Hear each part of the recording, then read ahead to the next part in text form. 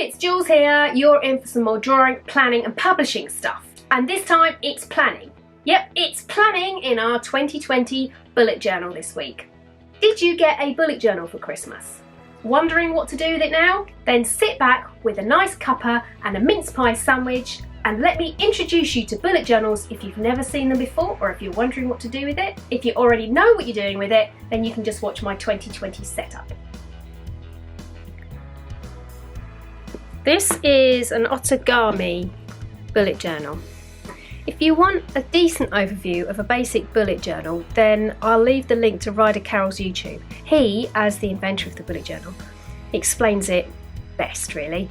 However, many people choose to do something a bit more creative and delicious with their journals. Whether you're artistic or not, you can definitely make it more visually attractive. If you feel a little bit nervous about drawing in your journal, then you can find some stickers or use some stencils that often come with a journal. And I will just quickly show you the ones that came with this one.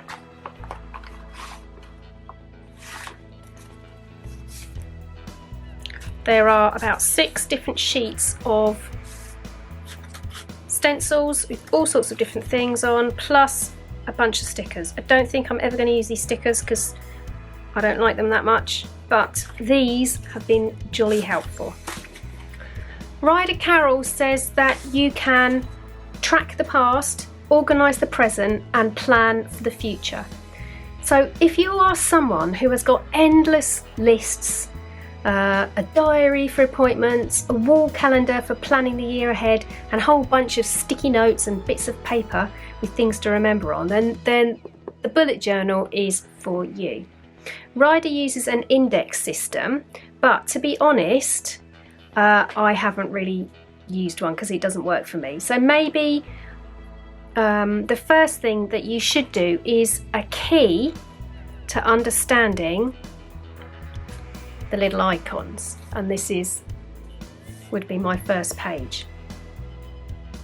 So here we've got a circle equals an appointment. When you've had that circle, you can colour it through. A task is just a dot, and then when you've done that task you can just strike it through like that. A note doesn't really need anything else, it just needs a little line. If it's something that's important, you can put an asterisk next to it. A query, question mark, and a birthday is just like a little box with a ribbon on the top. When you've done your key page, you need a new year title page. And that's what I've got on this side. So I'm gonna fess up here. There are 2 mistakes on this page. One is that this is my quote, the first blank page of a 365 page book, write a good one. Okay, love it. But this year is actually a leap year, so I should have put 366 days there. But you know, it might not have made quite as much sense, maybe for the quote. But anyway, kind of mistake. But I did make a mistake here. When I was doing it, I wasn't concentrating properly and I put the first black page. I was listening to the radio and drinking too much coffee. Made a mistake. So all I did was I got a little bit of sticky paper, and where the C would go down, I just covered it with a bit of sticky paper and made it into an N. But this is my title page for 2020 and I quite like it. I have already used this bullet journal for November and December, which is in here. So it's a little bit unsatisfying to not be able to start right at the beginning of the bullet journal.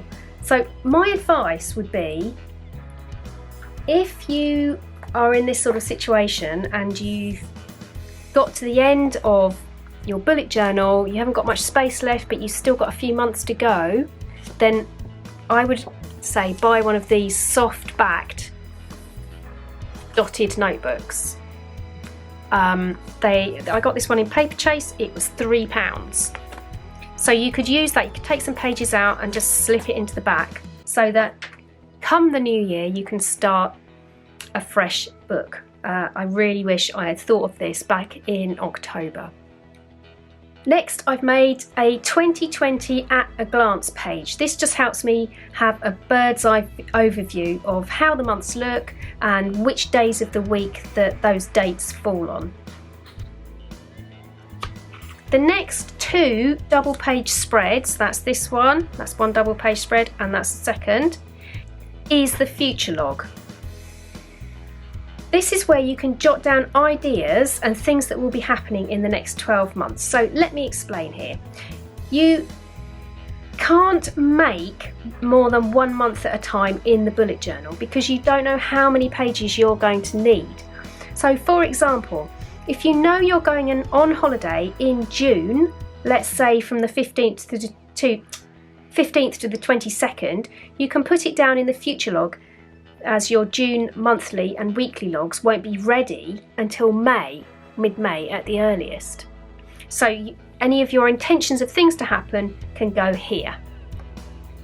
You can put things like dental appointments or work deadlines or holidays or birthdays in your future log in these pages here. And you can add to these at any time. Next up is my intentions page for 2020. So this section that we've looked at so far covers the whole year. Don't look at that page yet. So setting intentions for 2020. I don't really like doing New Year's resolutions because I feel like the whole idea of New Year's resolutions is just set up for failure. We talk about how long we lasted into January before we started eating chocolate again or stopped going to the gym. So instead I'm going to set intentions and I invite you to do the same. Just make as many circles as you want here and then fill them in. You don't have to fill them in all in one go. Now to our first monthly log. Now I live on a small island on the south coast of the UK, and if we're going to get any snow it will be in January. So for this month I have borrowed the theme of Narnia. As you can see, here is the famous lamppost and Peter, Susan, Edmund and Lucy. I'm going to use snowflakes and feature them throughout this whole month, so that's going to be what ties the whole month together. I'm toying with the idea of using different children's books for each monthly theme, and this is the title page for January. This is the monthly log. I can take things from my future log, so I might not have a massive amount of things in January, but as the year progresses these will fill up quite a bit and then you can transfer them over to your monthly logs. So say if I've got something in here, then I can now write it in my monthly log because I now have it. And it's not a waste of time to write it down twice, because over here I need to take the third week of January off because I'll probably be knackered after the Christmas holidays. But maybe in here I'd be able to make that a bit clearer as to exactly what I'd be doing on those days, or perhaps I've got a doctor's appointment that I didn't know about here that I can now write in here. You might also have a bit more information on things like timings or dates with your friends that you've only just made last week. You won't really need to add things now to your January future log once you've started writing the monthly log. And I've also got on this side of the page key tasks for January and a space for gratitude. And if you say you're grateful or thankful for something, then there's no room in your head for anger and negativity. It's kind of like the antidote to those things. So I always like to have a little space just to put things down that I'm glad about. Next, I leave space for any collections. That's groups of ideas or lists of things that you need to keep on top of. It might be like a packing list for your holiday or notes about specific projects, but for me, the first one is for ideas and any grasshopper mind moments, and that's what others might call a brain dump. And next door is a page to keep me on track with spring cleaning with a little picture of Mr. Tumnus up there in the corner. Every time I complete a task on this page, I'm going to cross it off and allow myself a little bit of smugness. The next double page spread is my master task list for January, and as I'm helping out to organise a story festival in February on the Isle of Wight, and I'll link that in the description in case you're interested in coming, there will be a lot of things to complete for this one.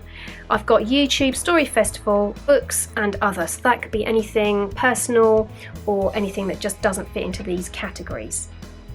And so on to weekly spreads. So now you might be more aware of the things that, appointments that you might have or events that you might need to go to. So you'd go back to here and you'd transfer any of the information that is here into your weeklies. So this is just events that are going to occur. So you might only have one or two things that day. So if you're going to meet somebody, or if you've got a work appointment or a doctor's appointment, that would go in here. And then over on this side, this is where I will organically grow my daily task lists. So I've written it in pencil to give me an idea of how much space it'll take up, but ideally what I will end up doing is writing this in pen every day. So here I've got Wednesday the 1st, and if I have 4 or 5 things down here, then I'd write Thursday underneath it. The next morning I might only have 2 things, so then Friday might move up, and then I might have a really long list, and Saturday and Sunday are only down there in the bottom. So just a very quick whiz through that again so you can see exactly how it all comes together.